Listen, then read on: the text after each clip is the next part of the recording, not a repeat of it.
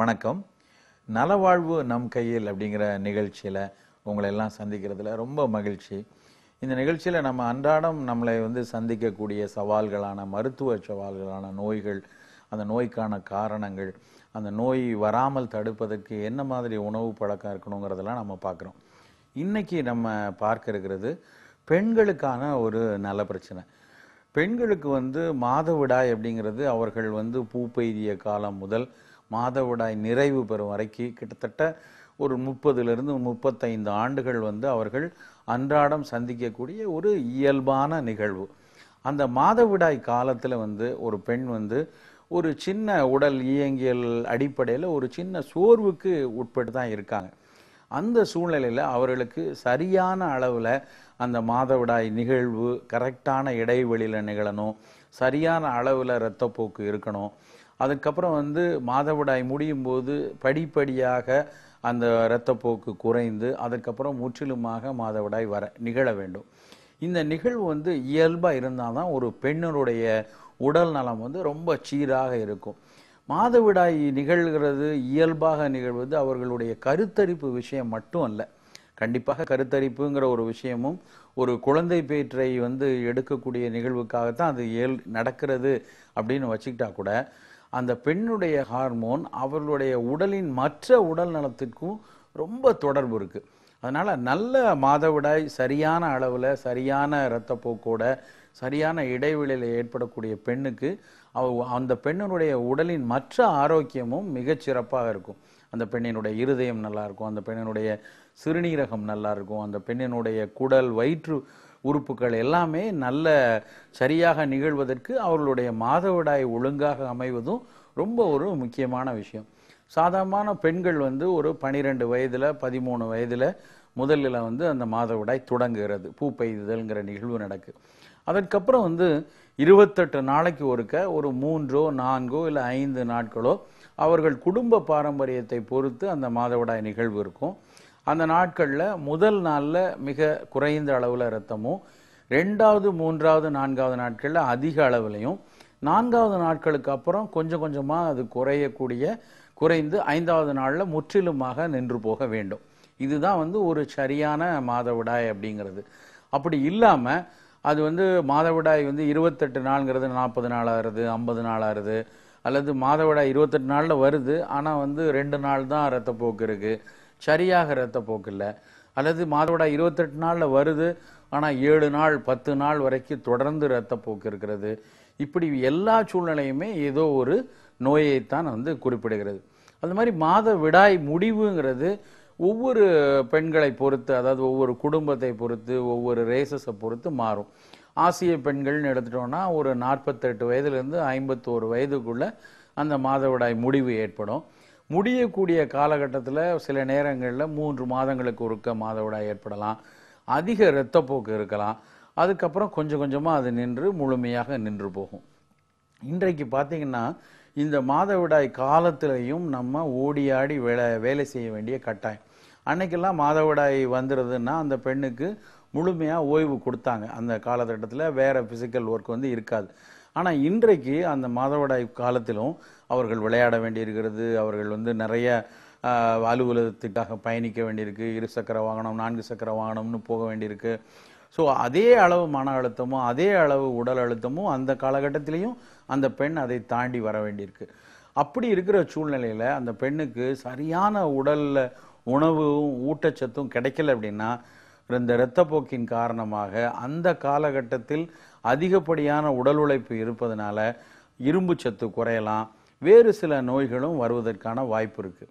So அதனால் நம்ம என்ன செய்யணும் அப்படின்னா பெண்களுக்கு அந்த காலகட்டத்தில் இன்னும் கூடுதல் அக்கறை கொடுக்கணும். இப்போ ஒருவேளை அவங்க திருமணமான பெண்ணாக இருந்தால் அந்த காலகட்டத்தில் கணவன் ரொம்ப உறுதுணையாக இருக்கணும், நிறைய ஊட்ட உணவுகளை அவர்களுக்கு கொடுக்கணும், கொஞ்சம் ஓய்வை அவர்களுக்கு கொடுக்கணும். அப்புறம் பெண்கள் இளம் பெண்களாக சின்ன பிள்ளையில இந்த மாதிரி 13 வயசில் மாதவிடாய் துவங்கும் பொழுதே அவர்களுக்கு கருப்பையை வலுப்படுத்துவதற்குரிய உணவு கொடுக்கணும். ரொம்ப சீக்கிரத்தில் 11 வயதிலேயே சில நேரங்களில் சில பெண்கள் மாதவிடாய்க்கு வராங்க. அப்படின்னா அந்த ஹார்மோன்கள் வந்த அளவுக்கு உடல் உறுப்புகள் அதிகமாக உள்ளுறுப்புகள் கருப்பையோ சினைப்பையோ கருப்பையின் பாதையோ கழுந்து பகுதியோ நல்ல வலுவோடு இருக்காது. அப்போ அந்த கருப்பை சார்ந்த உள்ளுறுப்புகளை வலுப்படுத்துவதற்கு உணவு ரொம்ப முக்கியம். அந்த உணவு நாங்கள் குறிப்பாக என்ன சொல்றதுன்னா, உளுந்து நிறைய சேர்த்துக்கணும். அதிலும் தொலி உளுந்து நிறைய சேர்த்தணும். உளுந்து நல்லா எடுத்துக்கிட்டோம்னா கருப்பை நல்லா வலுவாக அமையும். அந்த உளுந்தங்களியாகவோ உளுந்து சாதமாகவோ உளுந்து தோசையாகவோ கொடுக்கலாம். இப்போ தென் இந்திய மாவட்டங்களெல்லாம், தென் தமிழ்நாட்டு மாவட்டங்களெல்லாம் பார்த்தீங்கன்னா, ஒரு பெண் பூப்படைஞ்சிட்டாங்கன்னா அந்த நிகழ்வை வந்து ஒரு வைபவமாக கொண்டாடுறப்ப கூட தாய்மாமன், வீட்டில் உள்ள பெரியவர்கள்லாம் நிறைய உளுந்து சார்ந்த உணவுகளை செய்து கொண்டு வருவாங்க. உளுந்தங்களி செஞ்சு கொடுப்பாங்க ஒரு 15 நாளைக்கு. மாதவிடாய் இளம் பருவத்தில் இந்த 15 வயசுலேருந்து 25 வயசு வரைக்கும் அந்த பெண்ணுக்கு மாதவிடாய் காலங்களில், அதுக்கு முந்தைய காலங்களில் வீட்டில் வந்து இந்த மாதிரி உளுந்து சேர்ந்த உணவுகள் கொடுக்கலாம். பனங்கருப்பட்டி சேர்ந்த உணவு கொடுக்கலாம். எள்ளு துவையல் அரைத்து கொடுக்கலாம். பப்பாளி செய்து கொடுக்கலாம். இதெல்லாம் பண்ணி கொடுத்தோம் அப்படின்னா அவர்களுக்கு கருப்பை நல்லா வலுவாகும். அந்த ஹார்மோன்கள் சரியான அளவில் சுரப்பதற்கு அது ரொம்ப உதவியாக இருக்கும். மாதவிடாய் முடியக்கூடிய காலத்தில் வந்து ஒரு பெண்ணுக்கு வந்து அந்த ஹார்மோன்கள் குறைவு இருக்கும். அந்த ஹார்மோன், அந்த ஈஸ்ட்ரோஜன் சத்து குறையிறதுனால உடல் ரீதியாக மட்டும் இல்லாமல் மன ரீதியாகவும் ஒரு பதட்ட நிலை இருக்கும். அதனால் பெரும்பாலும் அந்த 45 வயதில் அந்த பெண்களுக்கு ஒரு பய உணர்வு, ஒரு படபடப்பு, ரொம்ப வேர்த்து போதல், ஹாட் ஃப்ளஷ் அப்படின்னு சொல்லுவாங்க. உடல் முழுக்க ரொம்ப திடீர்னு நல்லா பேசிகிட்டே இருப்பாங்க, நல்ல ஒரு வேலையில் இருப்பாங்க, அதே நேரத்தில் திடீர்னு வேர்த்து போயிடும். ஒரு நல்ல சந்தோஷமான குடும்பமாக தான் இருக்கும், ஆனால் ஒரு பய உணர்வு இருக்கும். இதெல்லாம் வந்து அந்த ஹார்மோன்கள் முடிகிறப்ப ஏற்படக்கூடிய மாதவிடாயை ஒட்டி வரக்கூடிய ஒரு ப்ரீ அல்லது போஸ்ட் மெனோபாசல் சிண்ட்ரோம் அப்படின்னு சொல்லுவாங்க. இந்த சூழ்நிலையிலையும் அவர்களுக்கு நல்ல உளுந்து சேர்ந்த உணவுகள் கொடுக்கணும். சோயாவும் கொடுக்கலாம். சோயா மாவு, அப்புறம் பூண்டு, நல்ல வெள்ளைப்பூண்டு, சின்ன வெங்காயம், இது மாதிரி உணவுகள் வந்து நிறைய அவங்க அந்த காலகட்டத்தில் எடுத்துக்கணும். அதோடு சேர்ந்து நல்ல மூச்சு பயிற்சி, தியான பயிற்சி, பிராணாயாம பயிற்சி இதுவும் எடுத்துக்கிட்டாங்கன்னா அந்த மாதவிடாய் முடிகிற சமயத்தில் ஏற்படக்கூடிய மனப்பதட்டங்கள்ல இருந்தும் மன உளவியல் ரீதியான பிரச்சனைகள்ல இருந்தும் வெளியே வந்துடலாம்.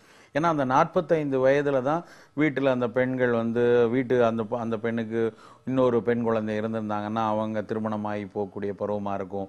அவங்க பையன் வந்து ஒரு கல்லூரியில் இருந்து வேலைக்கு போகக்கூடிய சூழ்நிலையாக இருக்கும். அதில் இருக்கக்கூடிய மனவியல் பிரச்சனைகளும் சேர்ந்து அதே நேரத்தில் மாதவிடாய் முடியக்கூடிய பிரச்சனையும் அவர்கள் சந்திப்பதனால பெண்ணுக்கு அது ஒரு சவாலான ஒரு சமயம். அந்த நேரத்தில் உணவு ரீதியான ஒரு நல்ல ஒரு அக்கறை இருக்கணும். உளவியல் ரீதியான அவருடைய கணவன், வீட்டில் இருக்கக்கூடிய குழந்தைகள் வந்து ரொம்ப சப்போர்ட்டிவாக இருந்தாங்கன்னா அந்த சூழல்லேருந்து ரொம்ப வெகு விரைவில் வெளியே போயிடலாம். இந்த மாதிரி பிரச்சனைகளுக்கெல்லாம் உடனுக்குடன் வந்து நோய்க்கான சிகிச்சைன்னு போகிறது, ரொம்ப கண்ட மருந்துகளை சாப்பிடுவது தான் உடலை வந்து பாதிச்சிடும். அவசியம் இல்லைன்னா நிச்சயமாக வந்து மருந்துகளுக்கே போகக்கூடாது. ஆனால் இன்றைக்கு வந்து நிறைய கருப்பை புற்றுநோய்கள், மார்பு புற்றுநோய்கள்லாம் நிறைய பெருகி வர்றதுனால ஒவ்வொருத்தரும் தங்களுக்குன்னு ஒரு குடும்ப மருத்துவரை வைத்துக்கொண்டு அந்த குடும்ப மருத்துவரை அணுகி ஏதாவது அதற்கான காரணங்கள் இருக்கிறதா, மாதவிடாய் முடிகிற சமயத்தில் பாப்ஸ்மியர் டெஸ்ட்டும்பாங்க, மேமோகிராம்னு சொல்லுவாங்க, அது மாதிரி சோதனைகள் அவசியப்பட்டால், ஒருவேளை குடும்ப பாரம்பரியத்தில் அந்த பெண்ணுடைய தாய்க்கோ இல்லைன்னா தாய்மாமன் குடும்பத்திலேயோ வந்து அவர்களுக்கு இந்த மார்பு புற்று இல்லைன்னா கருப்பை புற்று இருந்ததுன்னா அது நமக்கு வருவதற்கான வாய்ப்பு இருக்கிறதா அப்படிங்கிறதையும் பார்த்து சோதித்து கொள்ளணும். இதோடு சேர்ந்து மொத்தமாக மாதவிடாய் காலம் முழுக்கவே வந்து குறிப்பிட்ட நல்ல உணவு அக்கறை வைத்து கொள்வது ரொம்ப முக்கியம். இரும்பு சத்து ஒருவேளை குறைவாக இருந்தாலும் சரியாக இரத்தப்போக்கு இருக்காது. அப்போ இரும்பு சத்து கூடுவதற்கு நல்ல கருவேப்பிலை பொடி, முருங்கைக்கீரை, அத்திப்பழம், காஞ்ச திராட்சைங்கிற ரெய்சின்ஸ், இந்த மாதிரி உணவுகள் வந்து அன்றாடம் வந்து எடுத்துக்கொண்டே வரணும். அரிசி கோதுமை தவிர ராகி, திணை, குதிரைவாலி இது மாதிரி சிறுதானியங்களையும் நம்ம அவ்வப்போது எடுத்துட்டோம்னா இரும்பு சத்துக்கள் வந்து இயல்பாக உணவு மூலமாகவே கிடைக்கும். ஒருவேளை இரத்தப்போக்கு அதிகமாக இருந்ததுன்னா அதை நிறுத்துவதற்கும் நல்ல துவர்ப்பு தன்மை உள்ள கடுக்காய், வாழைப்பூ, சுண்டை வற்றல் இது மாதிரி உணவுகளை எடுத்துட்டோம்னா மாதவிடாய் காலத்தில் அதை எடுத்தோம்னா அந்த இரத்தப்போக்கு குறையும்.